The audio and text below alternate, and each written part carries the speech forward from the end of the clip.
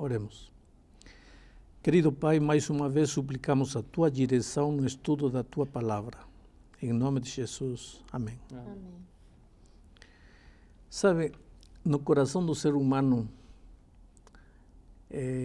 há uma coisa que chama-se curiosidade, especialmente quando se trata de datas. Queremos saber tudo quando. Vamos falar agora dos sinais da volta de Cristo. O ser humano quer saber quando é que Jesus vai voltar a esta terra. E ele vive até inventando datas.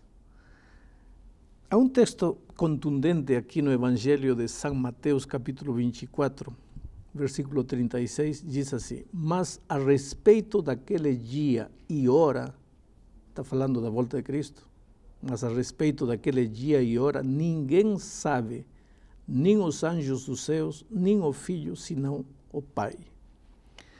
Então, se a Bíblia diz que o dia e a hora da volta de Cristo ninguém sabe, pois ninguém sabe. Agora, Jesus não nos deixou às escuras. Ele nos deu sinais da volta de Cristo. Então, a gente pode saber mais ou menos o tempo em que a volta de Cristo vai acontecer, a época, mas não o dia e a hora. Falando destes sinais, vejam o que diz Mateus 24, versículo 3. No Monte das Oliveiras achava-se Jesus assentado, quando se aproximaram dele os discípulos, em particular, e lhe pediram: dize-nos quando sucederão estas coisas e que sinal haverá da tua vinda e da consumação do século. E então aí, a partir de aí, o Senhor Jesus apresenta sinais, e ele menciona que nestes dias, ou antes da volta de Cristo, haveriam guerras, rumores de guerras, terremotos, tsunamis, cataclismos, enfim, fome, miséria, exploração do homem pelo homem, tragédias, pestilências, flagelos, etc, etc, etc. Quando vemos tudo o que está acontecendo em nossa volta, evidentemente todos os sinais da volta de Cristo estão se cumprindo. Agora, neste mesmo capítulo 24, a partir do versículo 32, Jesus diz assim: aprendei, pois, a parábola da figueira. Quando já os seus ramos se renovam e as folhas brotam, sabeis que está próximo o verão. Assim também vós, quando virdes todas estas coisas, sabeis que está próximo às portas. Quer dizer que, quando analisamos todos estes sinais do capítulo 24 de São Mateus, não podemos fazer outra coisa senão concluir que estamos nas proximidades da volta de Cristo a esta terra. Mas, pastor, o senhor vai ter que ainda me convencer um pouquinho melhor de que guerras, terremotos, rumores de guerras, que é o texto que o senhor leu para nós, significam que Jesus está próximo. Porque, olha, desde que o mundo é mundo, isso acontece. E com a mesma intensidade com o que está acontecendo hoje. Hoje estão acontecendo tragédias terríveis, enormes, mas sempre aconteceram.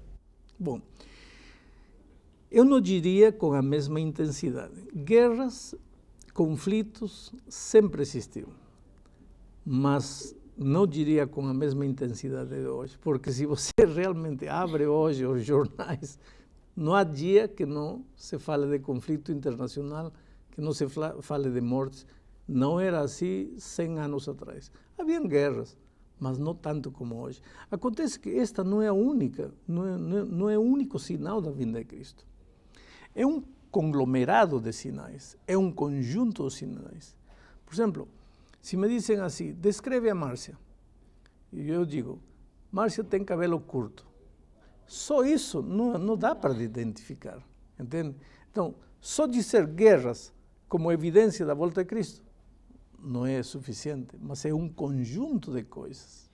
Dentro desse conjunto de coisas que o senhor está falando, eu já estou dando uma olhadinha aqui em Mateus capítulo 24, no versículo 14, pastor, fala assim, ó, e será pregado esse evangelho do reino por todo o mundo, para testemunho de todas as nações, então virá o fim. Estava pensando um pouquinho sobre esse texto. Existem várias religiões no mundo, mas as duas principais, cristianismo e islamismo. O islamismo nem sempre é fundamentalista, mas existem alguns países que eles não permitem pregação de um evangélico, por exemplo, de um cristão. Como é que funciona isso, então? A Bíblia está colocando que o evangelho vai ser pregado em todo mundo. É literal todo mundo mesmo? Literal todo mundo mesmo. Agora, a pergunta é a seguinte.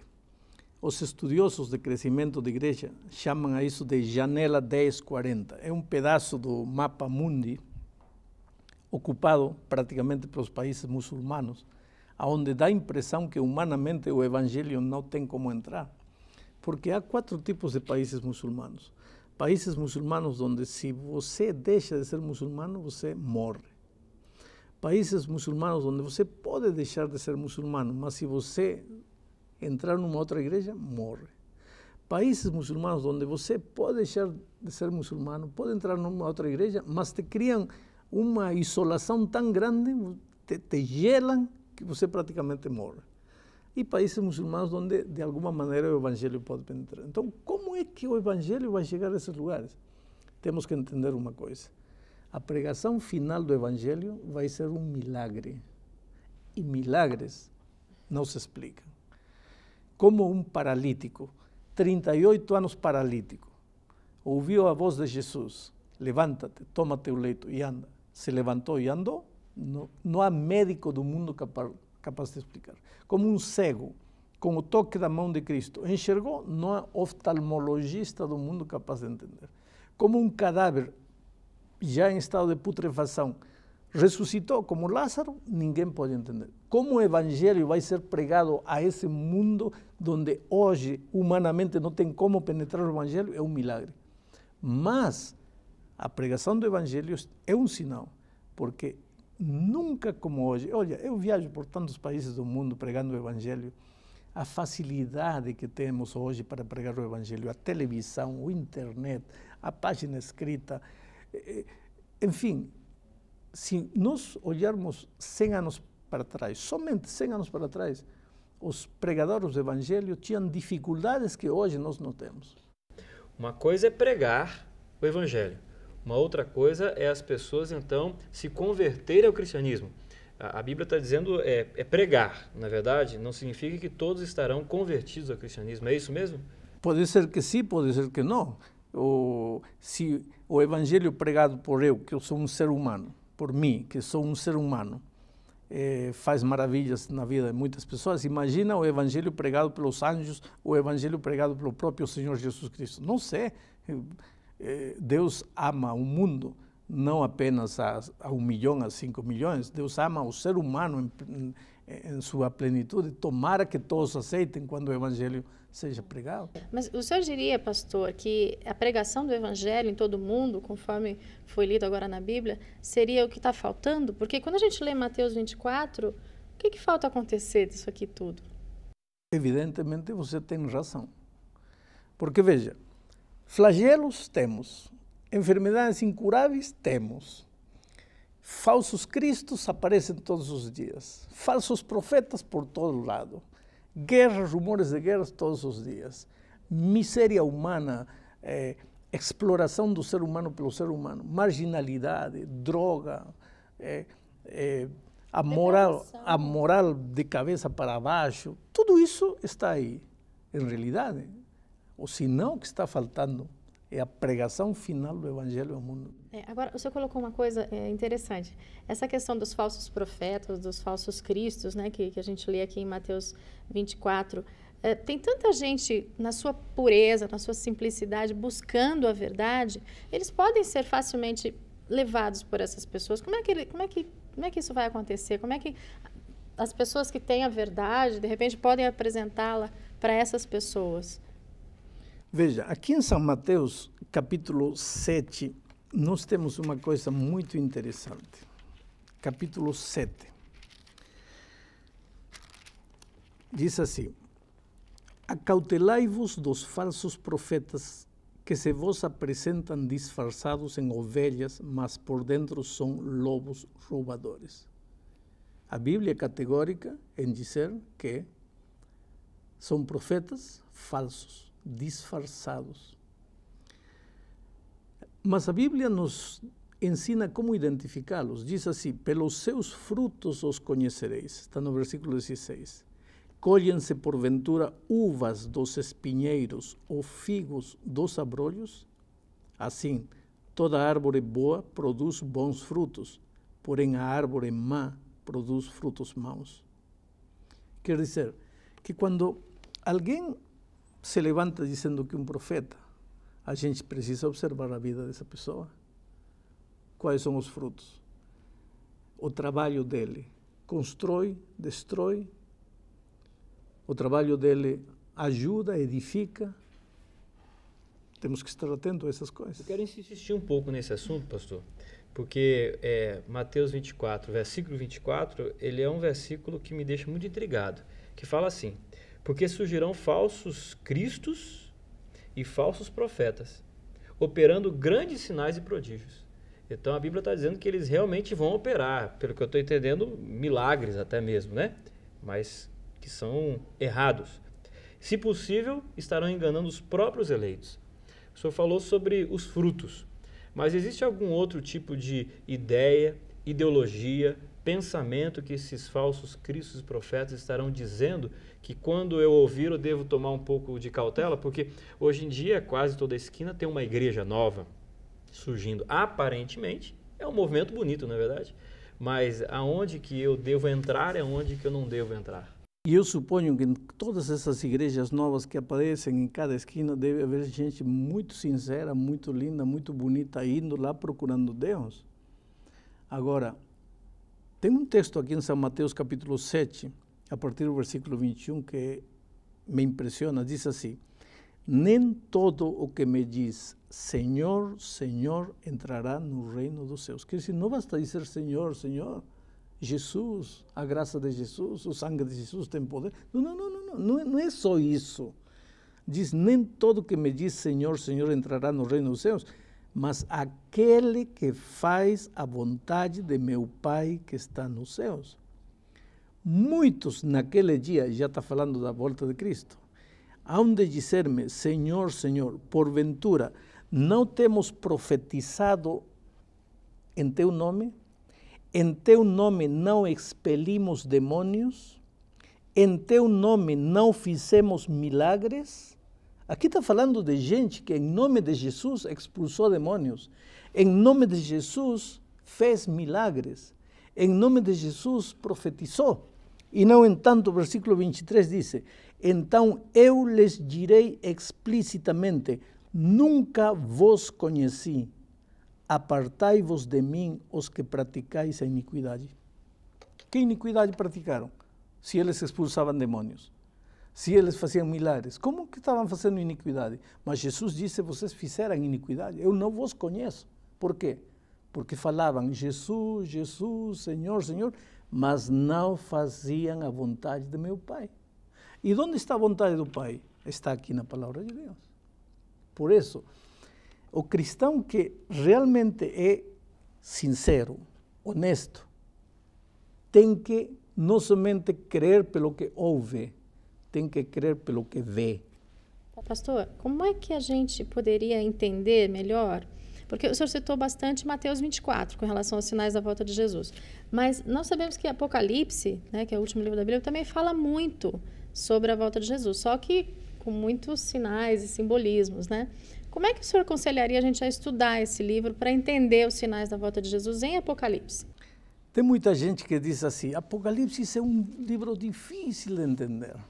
Inclusive na televisão eu vejo jornalistas, gente culta, gente inteligente, eles usam a palavra Apocalipse como sinônimo de hecatombe, de cataclismo, do acabou-se. Por exemplo, outro dia disse, olha, eu estava falando com um empresário, olha, minha empresa está passando por seu apocalipse. Não, estou afundado. Sim, para as pessoas, apocalipse é o fim do mundo. Tragédia. Sim, não é assim. Vejam, vou ler Apocalipse, o capítulo 1, versículo 1, para começar o livro de Apocalipse, diz assim, revelação de Jesus Cristo que Deus lhe deu para mostrar aos seus servos as coisas que em breve devem acontecer. Revelação não é mistério, é revelação. O livro de Apocalipse é revelação. Mas por que tantas figuras? Ah, porque Deus quer que somente os humildes de coração compreendam. Eu posso trazer aqui uma pessoa iletrada, não tem nem segundo primário completo, e pode te dar uma aula magistral de Apocalipse, porque com humildade foi e aprendeu da Bíblia. E eu posso te trazer aqui um doutor em física quântica que não sabe o que significa Apocalipse, porque não depende de conhecimento humano, depende do conhecimento divino. E Deus se revela aos puros, aos sinceros, aos humildes, aqueles que se despojam de preconceitos e vão à palavra de Deus querendo aprender. Agora, pastor, a gente está falando de uma coisa, assim, aparentemente aterradora, né? O fim do mundo, sinais da volta de Jesus, Jesus vai voltar e esse mundo, como é que vai ficar? Alguns acreditam que o mundo vai acabar com água, outros acreditam que vai ser um asteroide, cada um tem a sua explicação. E a Bíblia coloca a volta de Jesus. Quando eu estudo esse assunto, qual deve ser minha postura? Medo? Jesus está voltando? Porque eu vejo fome, eu vejo guerra, eu vejo terremoto, eu vejo o evangelho de uma certa forma sendo pregado. Então está na hora de ter medo. É esse sentimento que eu devo ter? Veja, hoje está de moda falar em aquecimento global. Sim. E efetivamente o mundo está em problemas. Estamos destruindo o planeta. Vai chegar um momento em que as águas estarão contaminadas. Vamos beber o quê? O clima está louco. E os estudos indicam que isso é para logo, né? Sim, o clima está louco. E a Bíblia diz que tudo isso é evidência de que a volta de Cristo está próxima. Se Cristo não voltar, nós vamos nos matar a nós mesmos sozinhos. Mas Deus não vai permitir isso. Antes de que nós destruamos a terra completamente, a volta de Cristo vai colocar um ponto final à história do pecado neste mundo. Agora, medo por quê? Se Jesus é meu companheiro hoje, meu amigo, meu salvador, eu não posso vê-lo, não posso tocá-lo, mas eu me levanto e converso com ele todos os dias, converso pela fé. Olha, eu quero que chegue o dia em que eu possa abraçar meu Senhor Jesus, em que eu possa conversar cara a cara, como estou falando com vocês. Então, para mim, a volta de Cristo não é o fim das coisas, é o começo da verdadeira vida, porque hoje vivemos com dor, temos que ver nossos filhos devorados pela morte, câncer, enfermidade, miséria, tragédia. Mas quando Cristo voltar, tudo isso acaba. Entrando na parte final da mensagem de hoje, eu quero me dirigir aos que estão olhando aí para a mesa de estudo aqui, para te dizer uma coisa. Você acha que vale a pena continuar vivendo num mundo como este que nós estamos vivendo? Neste momento, aqui a gente está estudando a palavra de Deus, mas você sentado aí, qual é o drama que você está vivendo? Um ser que você ama, um filho de 3 anos com leucemia condenado à morte. Você não pode fazer nada para curá-lo. A ciência humana não pode fazer nada para resolver o problema dessa criança. Você acha que vale a pena continuar vivendo neste mundo? De repente você é abandonado pelo marido, abandonada pelo marido. De repente você vendo um filho consumindo-se nas drogas, sem saber o que fazer para resgatá-lo. Vale a pena continuar vivendo neste mundo rejeitado, onde há oportunidade para todos, menos para você. A solidão destrói você.